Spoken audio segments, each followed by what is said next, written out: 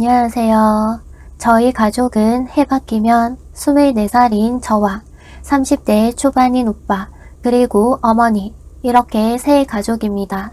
어머니와 저는 지방광역시에서 살고 있습니다. 어머니는 고깃집 장사로 영업순이익 월 300에서 400 정도 버십니다. 저는 지방 거점 공립대를 다니고 있는 평범한 대학생이고요. 저희 오빠는 탑5 안에 드는 법무법인에서 근무하고 있는 변호사입니다. 오빠 연봉에 대해서는 정확하게 모르지만 현재 오빠 연차에서 세금 제한 기본 연봉이 1억 2천 정도인 것으로 알고 있고, 여기에서 이제 성과금 나오게 되면 플러스 알파 된다고 해요. 1년 차씩 지날 때마다 연봉 상승이 세후 1000에서 1500씩 상승된다고 합니다. 8월 달에 성과금으로만 세금 제하고 400만원 나왔다고 하니까 기본 연봉 플러스 성과금 하면 많이 받겠죠? 저희 오빠는 어려서부터 공부를 굉장히 잘했고 인물도 좋았고 어머니랑 저한테 굉장히 잘했어요. 키는 조금 작지만 외모만큼은 동생인 제가 봐도, 아니 제 친구들이 보아도 오빠는 잘생겼고 고등학교 때 정교 회장을 도맡아 했을 정도로 성격도 활발하고 친화력도 좋아서 주변에서 많은 기대와 칭찬들을 받아오면서 컸습니다.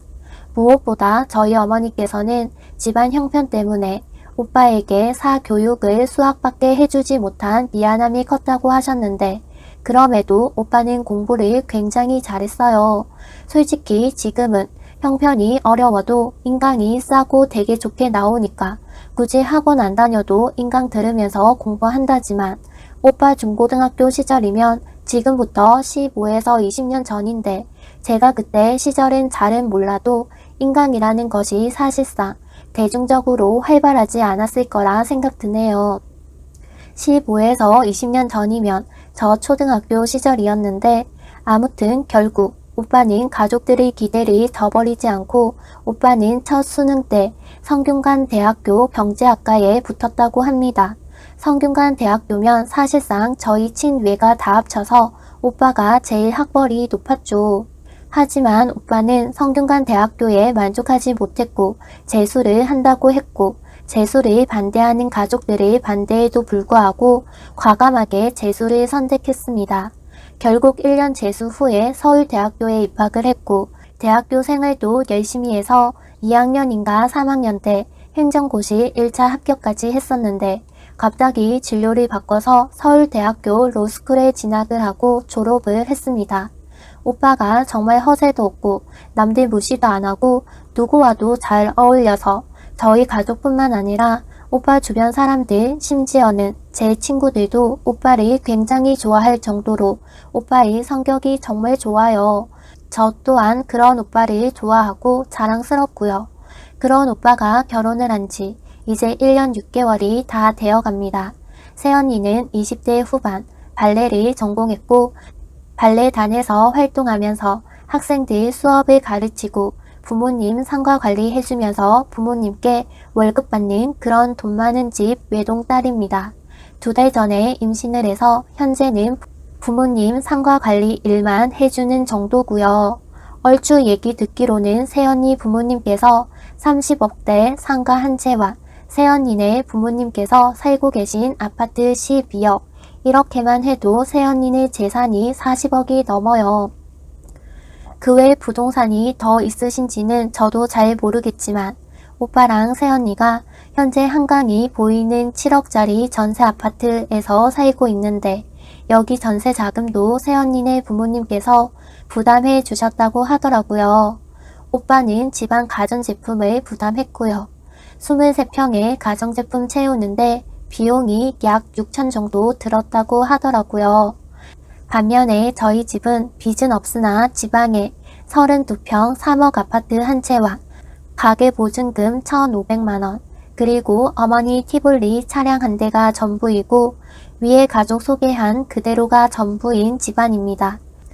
집안의 자랑인 오빠의 연봉만 놓고 보면 많이 번다 싶지만 새언니 집안에 비하면 정말 많이 부족한 집안이죠. 집안 차이가 많이 나는 집안과 결혼을 해서 그런가요? 저희 오빠가 결혼 후 어머니께 불효를 하고 있습니다. 결혼을 한 지 1년 6개월이 다 되어가는 현재 시점에서 앞에서 말씀드렸다시피 오빠랑 새언니네 가족은 모두 서울에서 살고 저희는 서울에서 약 2시간 거리 지방광역시에서 살고 있습니다. 오빠가 결혼 후 그동안 추석과 설 명절을 합해서 3번을 보냈고 이제 몇 달 후면 또 설을 맞이하게 되는데 3번을 명절 보내면서 2번은 오빠와 새언니가 새언니네부터 들리고 처가에서 하룻밤 보내고 그 다음날 저희 집으로 왔습니다. 원래는 남자 쪽 집부터 들리는 게 보통 계절 아닌가요? 아, 네. 이건 뭐 집안마다 차이가 있고 요새는 그런 문화들이 많이 사라지고 있는 추세이고 무엇보다 신혼집에서 새언니네 집까지 멀지 않으니 먼저 들릴 수 있다고 생각해요, 저도. 근데 처가에서 하룻밤 보냈으면 저희 집에 와서도 하룻밤 보내야 하는 게 예의 아닌가요? 꼭 굳이 하룻밤은 아니더라도 좀 오래 앉아 있다가 가는 게 예의라고 생각하는데 같이 점심 먹고 얘기 조금 나누다가 갑니다. 점심 먹고 얘기 나누는 시간이 약 3시간? 3시간 정도 있다가 그냥 갑니다. 이것도 양반이죠. 올해 추석 때, 즉 약 석 달 전에는 전과 같이 처가에서 하룻밤 자고 그 다음에 저희 집을 오빠 혼자만 왔습니다. 새언니는 오지 않았고요. 오빠 말로는 새언니가 몸이 안 좋아서 처가에서 배소 쉬게 했다고 하길래 저나 엄마나 걱정을 했죠. 미우나 고우나 그래도 명절 때마다 잠깐이라도 얼굴 비추었는데 이번에는 몸이 아파서 못 온다고 하니깐요. 근데 추석 다음 날인가 다음 날인가 아무튼 주말에 새언니 인스타를 보니까 새언니랑 오빠가 살고 있는 신혼집에서 친구 2명 불러서 셋이서 와인 마시고 있는 사진을 올렸더라고요. 몸이 너무 아파서 추석날 못 내려오겠다는 사람이 하루 이틀 만에 몸이 다 나아서 술을 마시나요? 캡처해놓고 엄마한테 보여주려다가 그냥 보여주지 않았어요. 그리고 한 달 전 어머니께서 50견 수술을 받으러 오빠 친한 친구가 레지던트로 근무하고 있는 대학교 병원에 가서 3박 4일간을 입원했습니다. 오빠는 로펌일이 바쁘다 보니까 일 끝나고 늦은 시간에라도 엄마 얼굴 보러 틈틈이 왔었는데 새언니는 집에서 엄마 입원한 병원까지 10km인데도 3박 4일 동안 수술 당일날 딱 한 번 온 것이 전부네요. 뭐 바쁘면 그럴 수도 있지 않나 싶겠지만 그동안 새언니는 아기도 없었고 하는 일도 그냥 수업하거나 발레, 상가 관리 정도였죠. 수술 당일날 딱 한 번 온 것도 그냥 30분?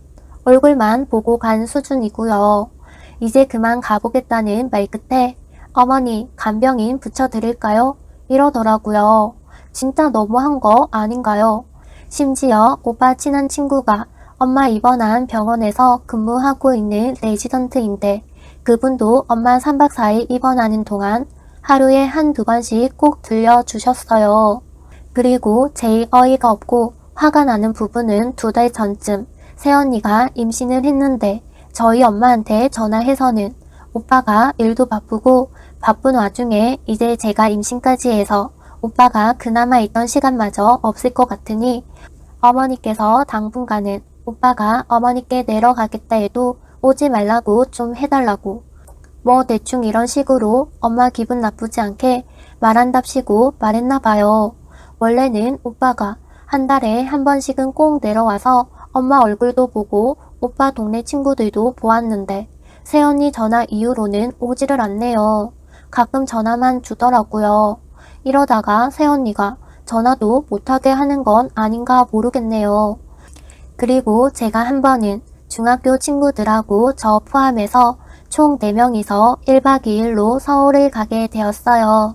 오빠 대학교 때 방학하고 내려와 있을 때 저랑 제 중학교 친구들하고 같이 밥도 먹었었고 같이 배드민턴도 치고 가끔 놀았어서 제 중학교 친구들하고 오빠가 나름 친하니까 이번에 서울 간 김에 친구들하고 같이 오빠 얼굴 보고 오면 좋겠다 싶어서 서울 가기 전에 미리 오빠에게 말을 해서 약속을 잡았고 오빠가 오빠 로펌 근처에서 저와 제 친구들 점심 사준다기에 친구들하고 오빠랑 같이 점심 먹고 오빠가 서울에서 유명한 티카페 데리고 가주고 오빠는 다시 회사로 복귀했어요.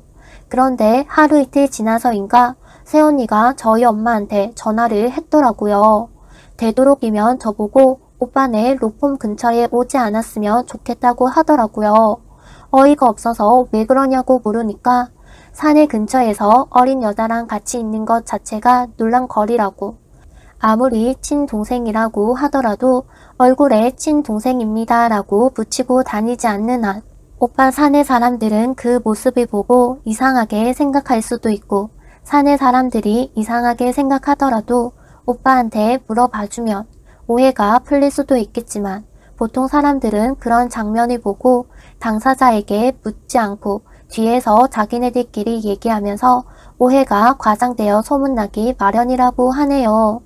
아니, 동생이 친오빠 보러 친오빠 직장 앞에 갈 때 이것저것 다 생각하고 가야 하나요? 여러분들은 그러시나요?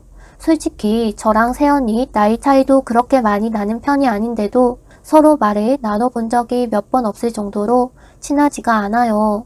제가 친해지려고 말을 자주 걸려고 노력했었는데도 일부러 그러는 건지 모르겠지만 그냥 단답식으로만 답하고 끊더라고요. 그 후로 저도 자존심 상해서 말 안 걸고요. 엄마랑 제가 오빠한테 새언니 이런 부분이 좀 그렇다, 서운하다 얘기를 해봤지만 말을 해도 변하지가 않네요. 물론 오빠가 오빠 혼자 잘 먹고 잘 살겠다는 태도로 나오지는 않아요. 어머니한테 따로 용돈을 준다기보다는 1년에 2번 설이랑 추석 때마다 내려와서 500만 원씩 주고 오빠 결혼하고 몇 달 지나지 않아서 엄마가 6년 동안 타던 액센트 차 싸게 팔고 티볼리 신차로 사줬어요. 그리고 무엇보다 오빠가 저 결혼할 나이 되면 좋은 사람 소개시켜 주겠다고도 하고 결혼 자금 보태주겠다고도 했었죠. 솔직히 엄마랑 저 오빠 덕분에 너무 든든하고 좋아요. 중학교 때는 오빠가 있어서 든든하다거나 좋은 걸 딱히 몰랐는데 오빠랑 저 나온 고등학교가 같고 뺑뺑이로 갈 수 있는 사립고등학교라서 오빠 때 선생님들이 저 때와 크게 다르지 않았죠. 오빠가 고등학교 생활할 때 전교 회장도 했었고 공부도 잘했고 선생님들께 워낙 잘해서 선생님들 대부분이 오빠를 좋게 기억하는 편이고 오빠가 재수 후에 서울대 합격했을 당시에 오빠네 학교에서 오빠를 포함해서 서울대에 딱 2명만 합격을 했으니까 선생님들께서 오빠를 더 잘 기억했을 거예요. 그래서 오빠는 저 고등학교 입학했을 때 오빠가 선생님들한테 저 잘 봐달라고 제 얘기하려고 선생님들에게 인사드리러 가줬었어요. 그러다 보니 선생님들이 수업 들어오실 때 가끔 저희 오빠 칭찬해주시고 저희 오빠 덕분에 저를 되게 좋게 봐주시고 잘 챙겨주셨어요. 그때부터 오빠의 그늘을 처음 느꼈고 그 후부터 오빠 덕을 알게 모르게 많이 보았죠. 그런데 오빠가 새언니랑 결혼하고 나서부터 오빠가 점점 미워지고 있어요. 미워하면 안 되는 거 알면서도 그냥 너무 화가 나요. 한편으로는 이해, 합리화 해보려고 했어요. 아, 새언니가 돈이 많으니까 오빠가 1년에 2번씩 엄마한테 목돈도 주고 차도 바꿔주고 나 결혼 자금도 마련해 주겠다는 거겠지 라고요. 하지만 기본조차 지키지 않는 새언니 때문에 합리화, 이해가 쉽게 되지 않더라고요. 돈 없는 저희 집안이 죄인이다 생각하고 어느 정도 선까지 참으라면 참겠지만 엄마랑 오빠 사이를 멀어지게 하는 것은 정말 너무 화가 많이 나요. 그런 새언니에게 아무 말도 못하는 오빠는 더 밉고 싫고요. 새언니가 오빠를 망치고 있어요. 아니 망치고 있다기보다는 오빠랑 저희 가족 사이를 멀어지게 하는 것 같아요. 원래 결혼하면 이렇게 나오는 게 정상인가요? 긴 글 읽어주셔서 감사합니다.